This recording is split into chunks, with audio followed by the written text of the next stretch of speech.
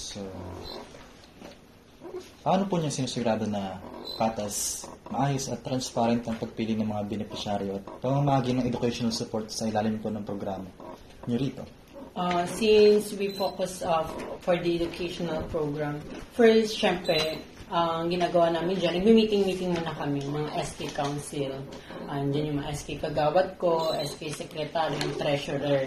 And after namin mag-meeting, of course, ilalagay na namin yon sa PubMed. Gawa kami ng PubMed, then we will post it in our social media or our SK page. And we will make sure na lahat talaga is makaka-participate. Wala kaming pinipili. So, kasi masabi natin pinipili, kung hindi namin siya pinost, hindi namin siya pinalam sa publiko, nandun din naman yung mga SK Council ko. At like ko sinasabi sa kanila, please, kung alam nyo naman na sa mga kamag-anak ninyo, may makakayahan na, alam nyo, makasupport sa pag-aaral, i-ekis na natin sila. Mas i-focus natin yung mga totoong nangangailangan ng programa na ito.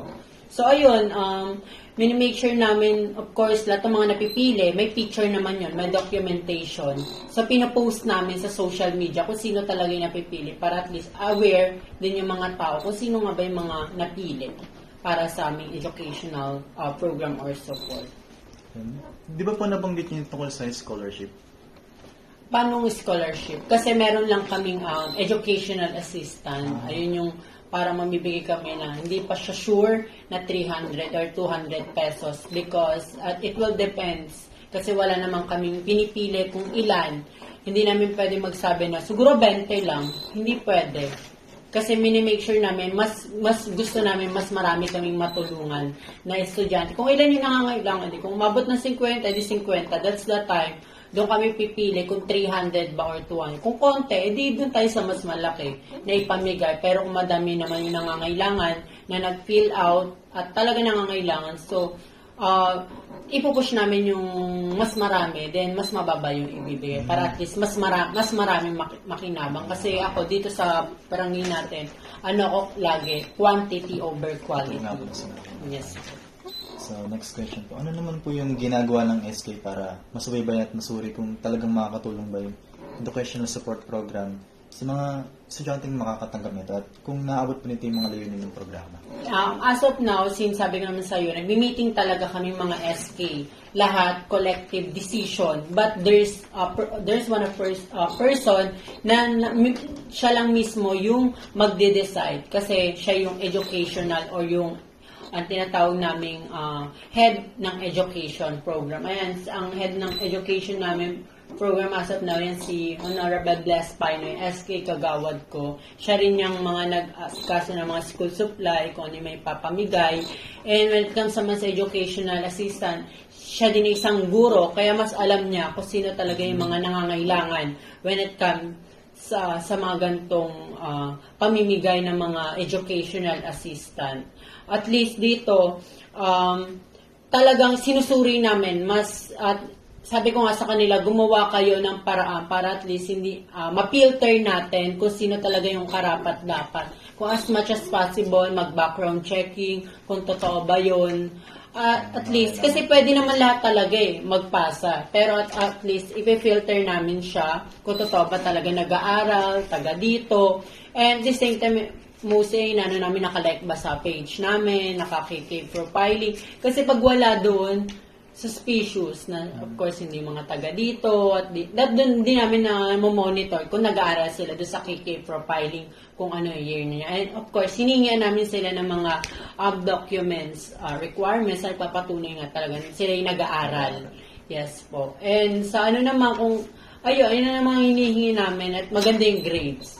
Talagang at least yung pera is napupunta talaga sa mga deserving students. So, next question po. Ang budget po ba at procurement ng mga school supplies na ito ay accurately disclosed o bukas na nailalad sa publiko? Saan po ito makikita? Nakikita ito yan. Makikita nyo din sa labas yung tinatawag ng SK Full Disclosure Board. So, mostly hindi naman siya monthly. It is quarterly. Kasi meron din sa DLJ, yung mga soft copy naman ng SK Full Disclosure.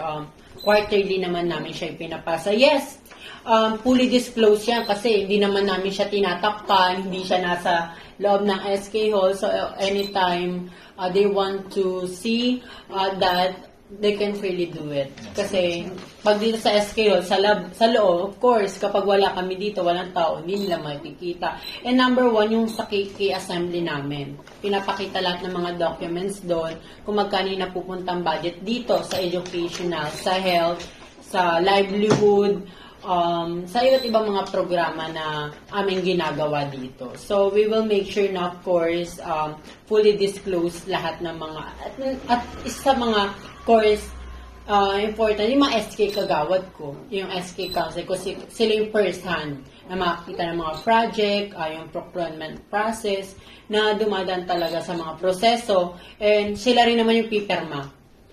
Ayun nga, hindi nyo alam na dadaan niya sa procurement, sa bidding, ganon, after that yung papel, and mga SK kagawad na mag-approve niyan. So, dapat majority yung pipirma. So, pag di siya napirmahan, hindi magpo-proceed yung project. Ikaw po ba yung last na...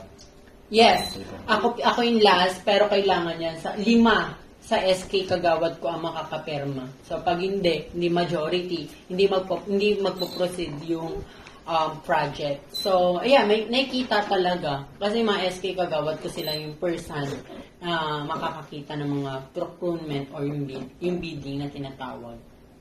So, next question po. So, ipinapaalam po ba sa publiko kung ilan lang slot na pwedeng tanggapin ng barangay para sa school? Wala palang scholarship. So, next question naman pala po. So, paano niyo po pinapaalam sa mga kabataan ng mga available educational support programs ng SK Barangay?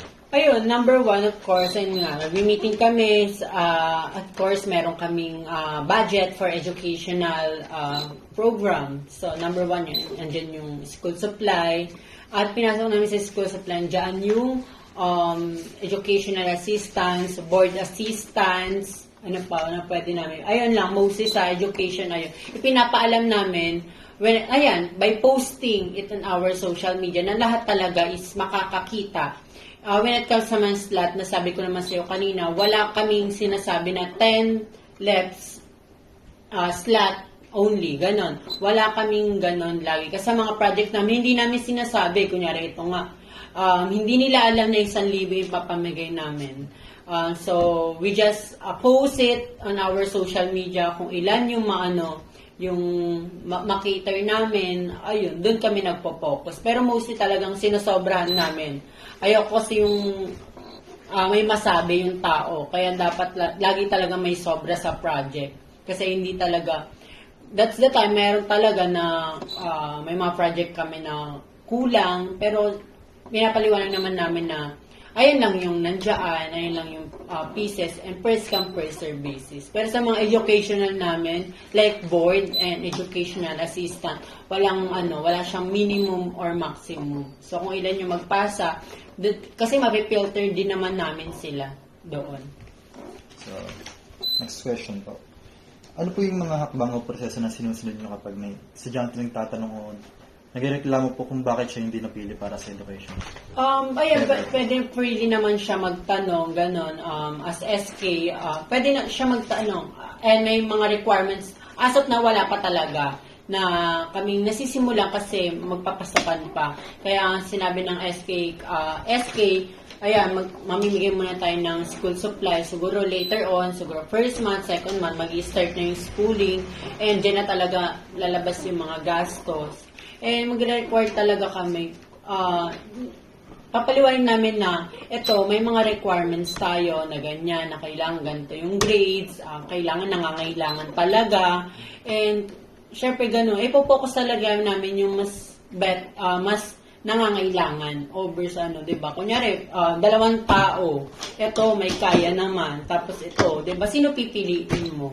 Ganon lagi ang magiging choices. Kahit saan namang bagay, when it comes sa mga project na ganyan, diba? Mas binibigyan lahat ng mga tulong is yung mas nangangailangan over sa hindi.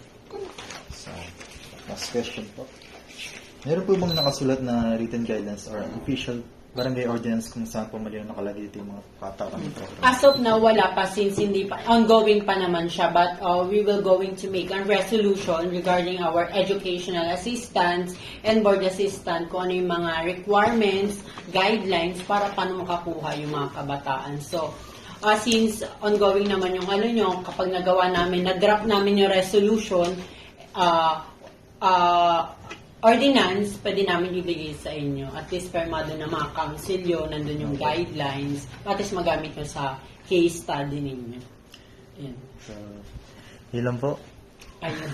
Baka may other question ka pa.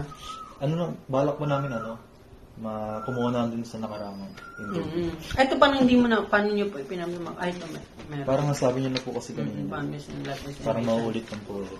Sige. At least kapag may mga kayo, mga follow-up questions na kailangan recorded, yan, pwede ka naman mag-chat. May mga 5 kasi nagkaklase naman ako later.